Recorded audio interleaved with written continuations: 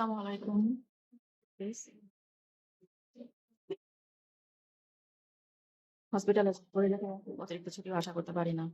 ছুটির কথা বললে স্যাররা বলেন, "এটা অন্য কোনো অর্গানাইজেশন না। এটা হচ্ছে হসপিটাল, হেলথ রিলেটেড।"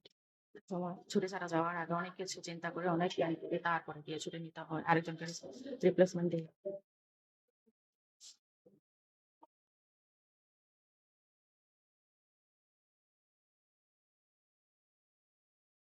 আগামীকালই আর আমি অফিস করছি। ঈদের পরে একদিন ছুটি বেশি কাটাবো। বেশি না, ওই আজকে ছুটিটা ওই দিন এনজয় করব। এটাই হচ্ছে প্ল্যান।